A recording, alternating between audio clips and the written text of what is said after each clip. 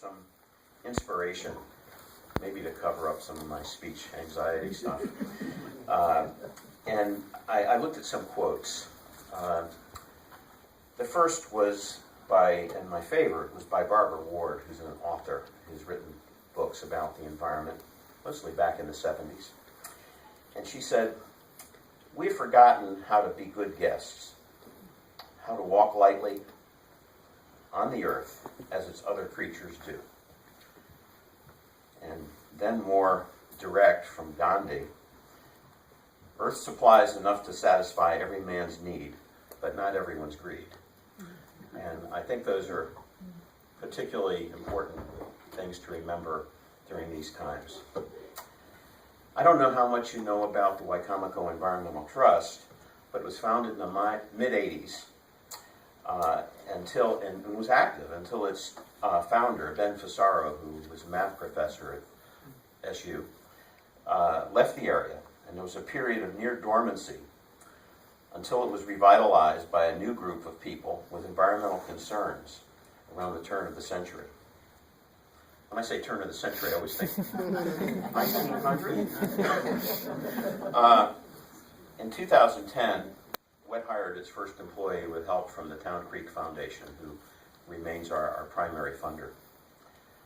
Karen Lucas was our executive director, and she, along with volunteers, made great strides and earned a place at the table when decisions which might influence the environment were considered.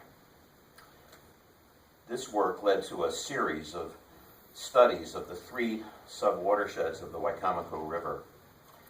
There are 7 sub-watersheds in the river. The 3 that were studied by WET through a grant we wrote were the ones that are closest to the city of Salisbury.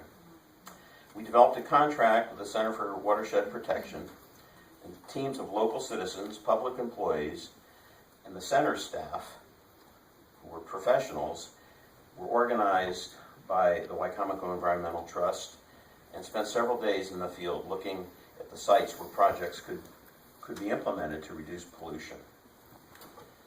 The data obtained about those 3 prongs led to prioritization of projects in the order of their efficiency and their expected impact on the quality of water in the river and the bay. Work has been completed on several sites while others are being designed. And the way that those projects have gone ahead is WET was, and other environmental groups and people with concerns met very regularly with the former county executive. And he put into the budget $200,000 annually for project implementation to follow the design of the studies. And that money has been well spent, and it's been used to leverage another $600,000 from various agencies to start projects. And we're really very happy about that. WET's also provided support for the Wicomico County Creek Watchers and provides training for its volunteers. The results of the 2014 Creek Watchers report will be released in the near future. And this year is off to a good start, and the first batch of samples, water samples, have been at the lab and are being evaluated, and I think Creek Watchers are out in the very near future for this month.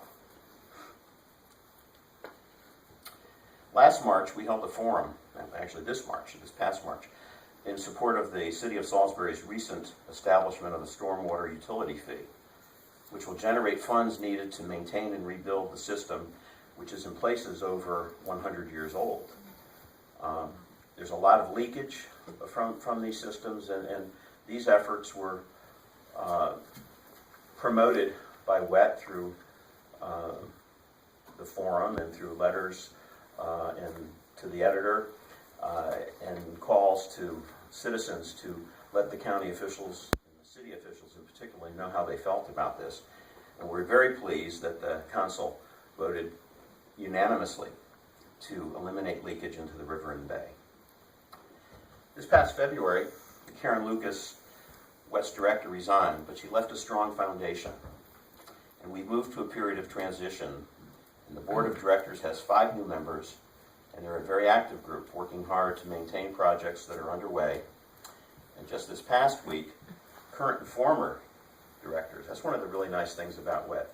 People don't really leave. They keep coming back. You know, we have meetings, and sometimes we have people who have been with the organization since back in the late 1900s. So that's a good thing. But we finished the first step of our application for funding to Town Creek, and we're hopeful that we'll receive that funding. We'll be able to increase our services.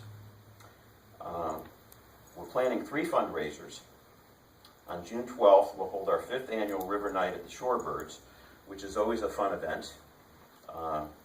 Kids are welcome. We have the executive club where you can watch the game from inside or out, but be truthful, few people watch the game.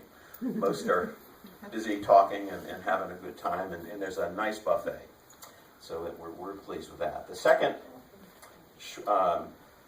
is the Rooms for the Environment, which is an event where we ask friends and board members to allow riders who ride in the Seagull Century places in their rooms. So they will allow somebody to stay in their house in a room, and in exchange for a donation to WED. And that last year raised almost $3,000, so we're real pleased. And the Shorebird game, that's our goal. Seems like every fundraiser, our goal is $3,000, and we're hoping to meet them. We're excited because this year, for the first time in 2 years, we're going to resume the annual dinner. And our speaker of that event is going to be in November. I'm pretty sure November 6th, probably at Salisbury University, although that's not totally decided upon yet. But Bryce Stump, who writes for the local paper, will be our speaker, and we want to honor him for all his work as a writer for the Daily Times. This, as I said, this is a transition year for WET, and as we regroup, we try and keep maintaining projects which are not yet completed, and we find new ways to make a difference. Change can be scary, and too often it's divisive.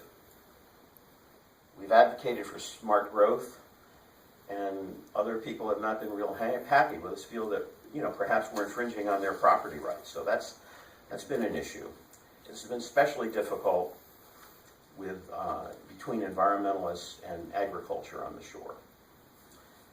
What has been at public meetings and hearings where one after another speaker testifies from their vantage point, and there's been very little listening between the two sides.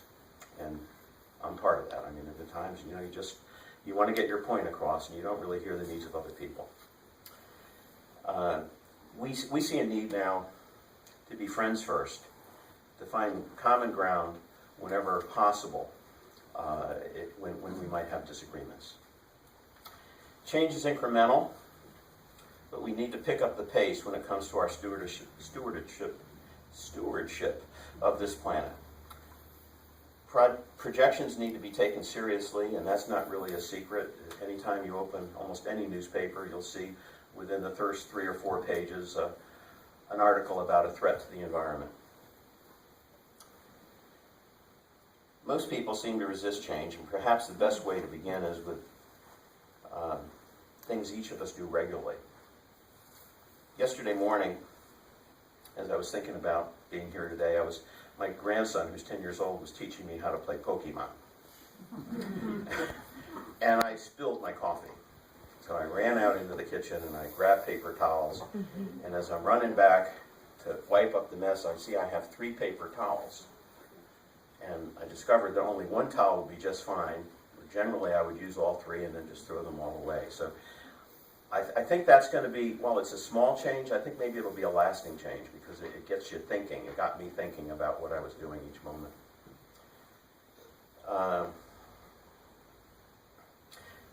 I had that revelation right after I read those quotes about that I shared earlier. So maybe it's a good idea to read things like that often. What we'll be working hard this year to make new friends through the community. We plan on offering workshops and are very excited to announce that with the support of the Community Foundation of the Eastern Shore that we're partnering with a group called the Interfaith Partners for the Chesapeake to offer environmental workshops in churches, fellowships, and temples. Pope Francis has spoken strongly about our responsibility to care for the planet, and a leading Episcopal bishop recently made news by describing a failure to protect the environment as a sin. A small group of ministers and WET supporters have met recently to discuss Faith in the Environment project, which will culminate in a multi-congregational workshop in the next 12 months. Please let me, or if you see Fran Mumford, who's our president of the Wicomico Environmental Trust, or Judy Burns, who is our secretary, know if you're interested in participating in this project, because we need all the help we can get. Along with the Faith Environment events that we will be working on, we'll be working closely with Jennifer Dinninger, who's a Maryland Cooperative Extension Watershed Restoration Specialist. She'll be teaching a variety of workshops in neighborhoods and other groups is designed to help people realize what they can do in their little part of the world and how that affects the larger good of the river and the bay and beyond. And we believe that as people take more responsibility for their own pollution, that they're going to expect more of their elected officials and of people they do business with. So that's our hope, that this will be more of a transformative change rather than just more projects. I brought a few copies of WET's new brochure, 10 Things You Can Do Now to Improve the Environment. And they're here for you. And one of our goals is to gain friends and members. And we hope you will consider joining WET. And just by chance, I brought along some envelopes for membership that are over on that table. If you really want to join a good team, please consider it. We can always use volunteers. At this point, we're looking for members to help serve on the finance committee, as well as someone who has a special interest and ability in the area of public relations to work with the communications committee. And again, I want to thank you for letting me come and see you all again. And I'm not sure how late I can stay because I'm supposed to be at that grandson soccer game at noon, and I'm not going to make it. But please, if you have any questions now, if there's time.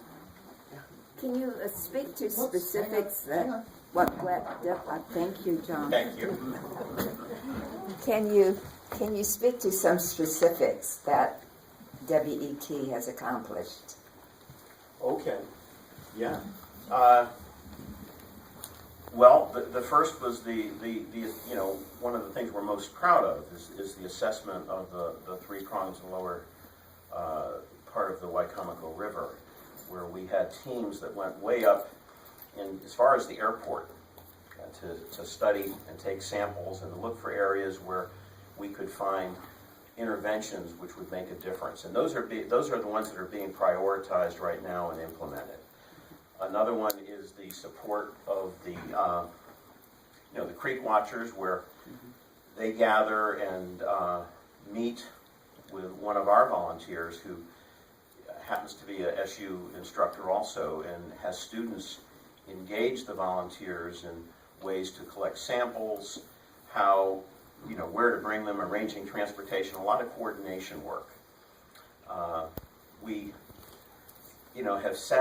been invited, some of this is, it's really process kind of stuff. It's not where you can see an end result, but the fact that we were invited and we had 3 members of WET who were on the county visioning team, and that was made up of business people and that. So a lot of it has been getting to a place where people listen, where we share ideas, where we recognize that there are different viewpoints, but there might be a common solution. Trying to think of other more concrete examples. Tree plantings. Tree plantings, thank you. Yeah, I think almost 200 trees were planted last year by students with the assistance of Dan Savoy, who's on the board of directors at WET, and that's down by the Salvation Army over near Lake Street. So that's been something which, and he can continue to maintain those trees as they grow.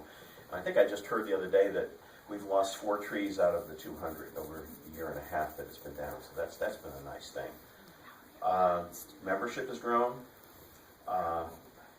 Projects, brochures that we distribute to the community, opportunities to make new friends and help people recognize. I think everybody recognizes that we need to do some things for the environment, but it's just hard to know where to get started. And there are a lot of times when there might be conflict between what we know needs to be done and the price we have to pay to get it done, especially for some industries that are affected. So we try very hard to work with a variety of people.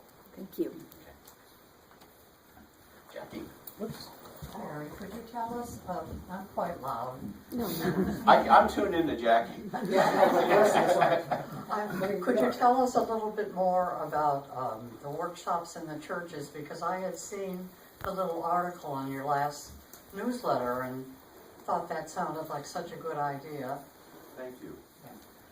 Yeah, that's and I don't know exactly how it's going to play out. I know that there was a meeting on Friday, and I think Judy was part of that meeting, and where they started talking about plans to expand the number of congregations who might be involved.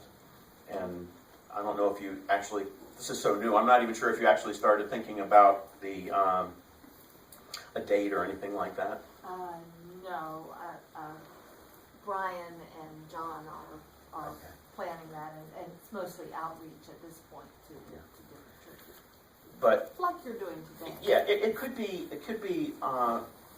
at a facility. It could be at a church grounds. You know, maybe a church would want to have less impervious surface, and they might change their parking lot, or they might think about developing a rain garden or rain barrels, or tree plantings, and also what each individual member can do at home. And you know, we don't know where this could end. I mean, the best case scenario, there would be a team where people would help each other out on these projects. So if the workshop is actually, it's learning, but it's work, meaning planting possibly. Or Possibly, yeah. Yeah, or perhaps using part of a congregation's budget to make an improvement, which will better care for the environment. Good idea.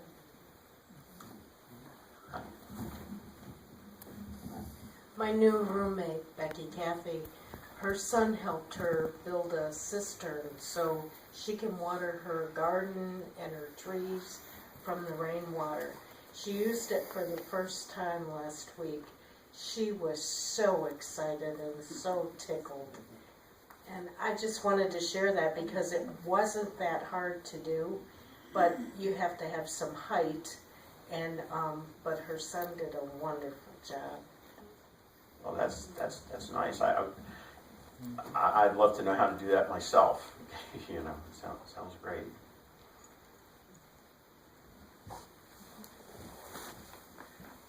Shall we Okay. get some money for this project?